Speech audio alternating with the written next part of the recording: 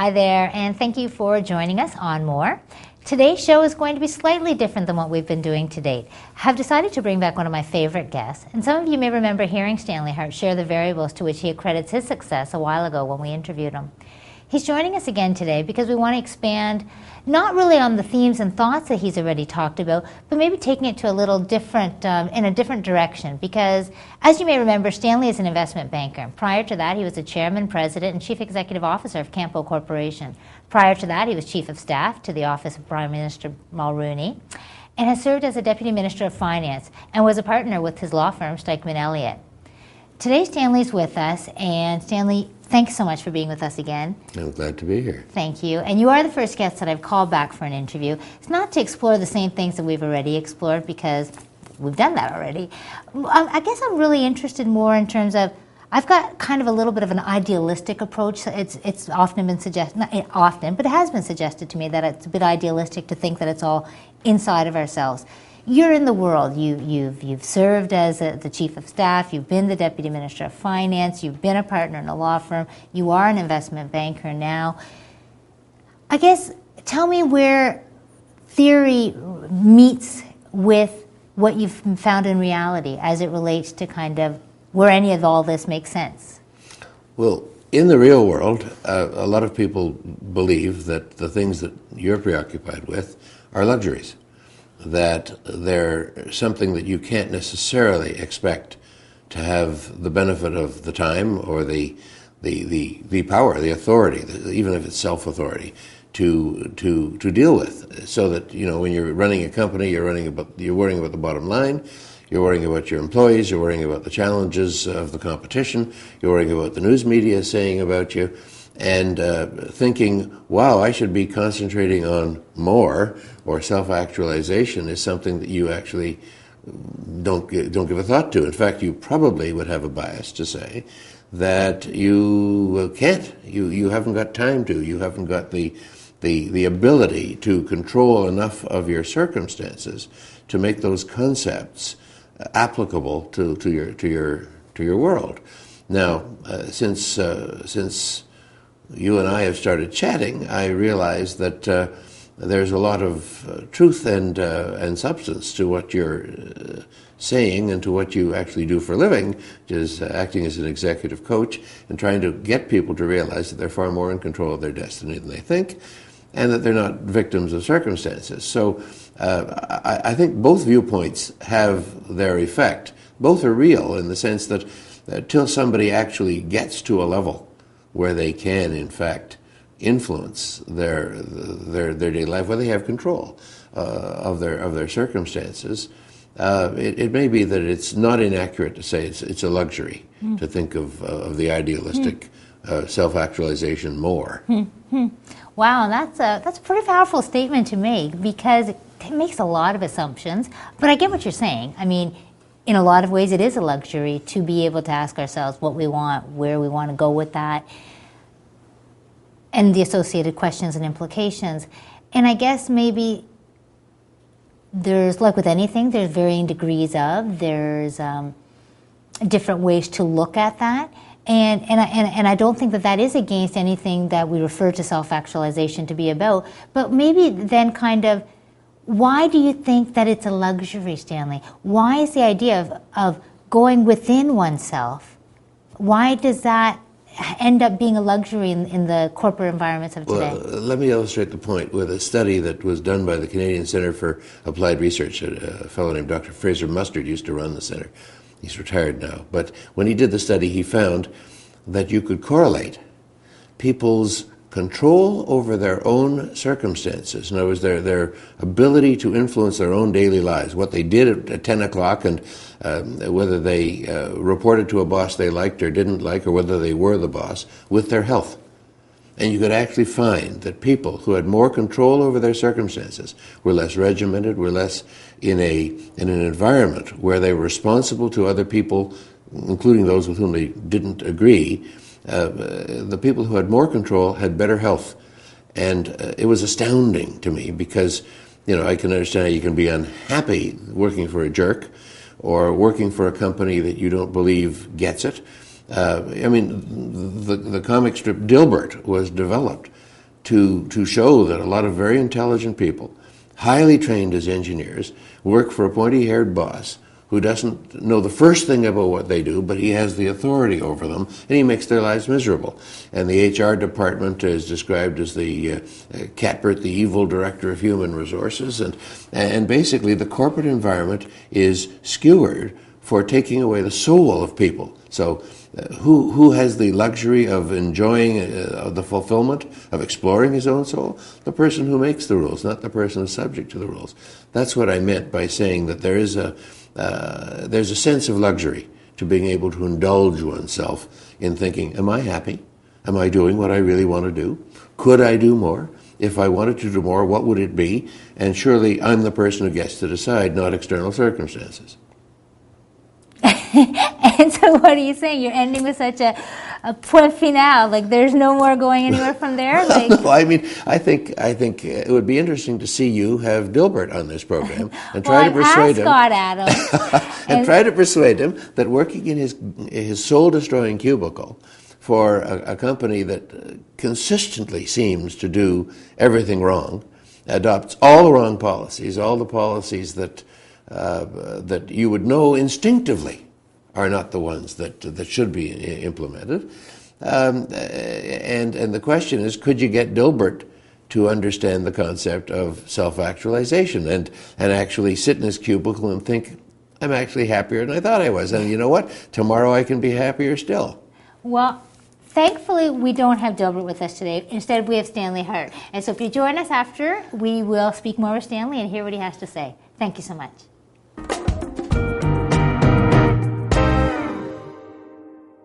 Why watch Dex TV? We understand your mindset as a producer and that you are looking for more.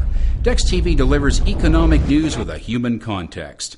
It is time financial news told you more than just the numbers. Why something happens begins with people, those who make decisions, those who produce, those who create value. We delve into the bigger issues that affect business around the world before you see the trend. Visit us at dex.tv.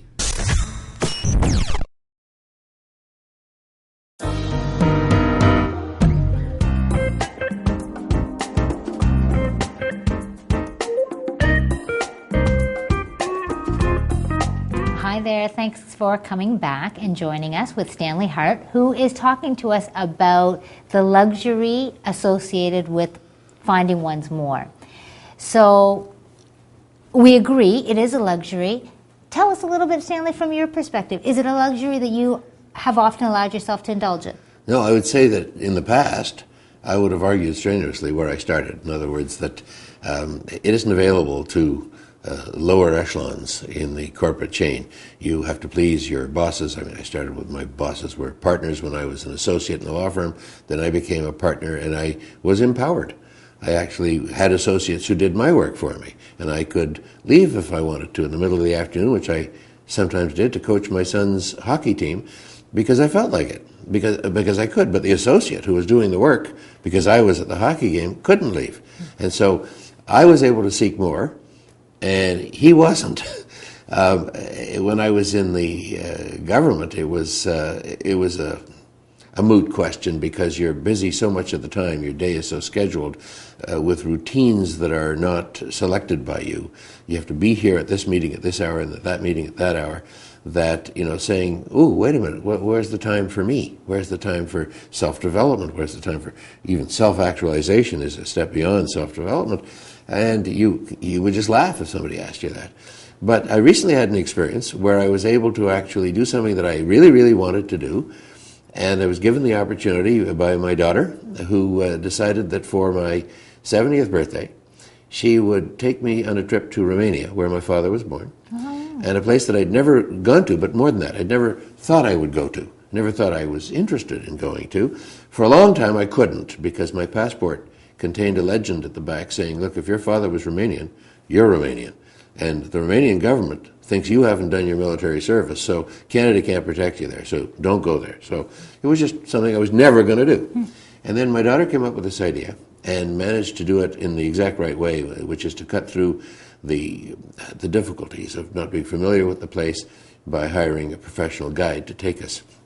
And we had the most amazing, eye-opening trip. But it was eye-opening on a number of levels because, number one, here I was searching for my roots. I didn't think I cared about my roots. I thought that I was running away from my roots most of the time. In other words, sure, my ancestors came from Eastern Europe. They came over here very poor. My father took the family to the next generation because he bootstrapped himself into the role of lawyer and later politician. And sort of, I started off with kind of the luxury of being able to, to assume that I would go to college and get a professional degree and do the kind of work that I did. But to go back to those villages and look at what life must have been like, to imagine the trip that my forebears took from their little village to the nearest town with a train station that had to have been in a horse-drawn cart with whatever belongings they were planning to take with them to Canada, and then get on the train and go to a place further than they'd ever been before in their lives to find a port of embarkation to come to Canada, and then decide somehow they're going to end up in Montreal. The mystery of that, the challenge of that, was I wouldn't have been brave enough to do it. Now, they may have done it for force of circumstance because the geopolitical situation was not so hot, because there had been a famine, I learned when I was over in Romania, the year they left, because their community was leaving in droves. But I was able to find gravestones of my ancestors. But so wait a minute, Stanley, as I'm trying to follow along this such a personal journey of yours, right away, like a huge contradictions, like flashing at signs. You just finished saying that it's a luxury to be able to pursue one's more. Well, it sounds like your father and your forefathers before that, in the face, not living in the lap of luxury, still had the courage to look within for what their more was directing and saying to them? Well, gee, I don't think they would have put it that way. I think they were, in effect, refugees from a severe political regime, refugees from a famine, refugees from zero economic opportunity. But the more that we're talking about, Stanley, isn't necessarily more in your pocket. That's kind of what we're saying. We're saying that there is somebody who had the courage to look within themselves and say, you know what, as crappy as this situation is for me, I know that I have the strength and the wherewithal and the belief and the desire and all those other things that they said to, chart out for Canada. Well, I'm not sure that it came from a welling up inside of the desire to better one's family circumstances so much as, I got to get out of here. Where I end up, we don't know when we leave. So I would have thought, I've never met my grandfather, let alone my great-grandfather, whose grave I was looking for when I went back. But if my grandfather were sitting here, he would say, what are you kidding? It reminds me of the story in Fiddler on the Roof, where the husband says to the wife, do you love me? She says, love you? For 35 years I've been washing your socks, and cooking your meals and looking after you. What's love? And I think when I got back to the little village that my forebears came from, the house didn't look unlike the set in Fiddler on the Roof. And I can imagine, you say to my grandfather, I think if a trip to Canada would be self-actualizing, he would laugh. Come on, but you're intentionally, in the way that you present that, mocking it is really what I clearly hear, because it's not about starting on a path of self-actualization. It's kind of where the road, all paths lead to that same place, because evolution works in that way. So to the degree we participate with it, to the degree where we are self-actualized, it's not about somebody kind of saying, yeah, this is my life situation, but I think today I'm going to focus on self-actualizing. No, I'm not saying it like that. What I'm saying is that that's exactly the challenge, that in the face of everything going on, where do we get that strength? Where do we go? And how do we go in forward? my own case, there's no question that my trip was a luxury, because the way it was arranged was we didn't have to deal with the bureaucracy and the unavailability of lodgings or restaurants. Everything was arranged for us by guides. So to me, it was a search for roots, which was something I really wanted to do, and it was as self-actualizing as anything I've ever done. But it was absolutely a luxury. Sure, going back to Romania. In that way, instead of backpacking. One thing that you did say, and then we'll talk about coming back from the break, that I do, that did resonate with me, is a clerk in the law firm. How you were empowered to be able to go and watch coach your kids' hockey. But he wasn't. he didn't have that luxury. So he had, exactly. So I'm really curious about the role of empowerment and how that kind of, whether you call that luxury or whatever. I just think that's a pretty relevant point. Empowerment is a luxury. Let's talk about that. Let's talk about it. Great. Thanks so much for being with us here on More TV, and we will be back.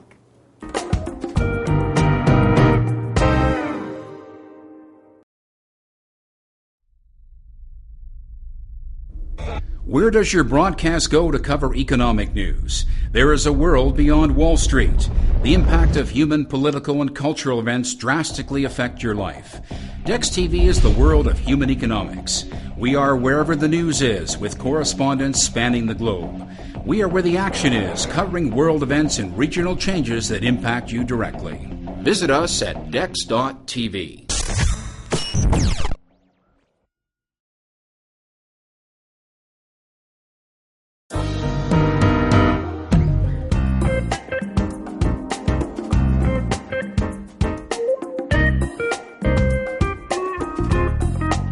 Welcome back, and thank you so much for joining us. We are finishing up our discussion with Stanley, who is still very convinced that achieving one's more is a luxury.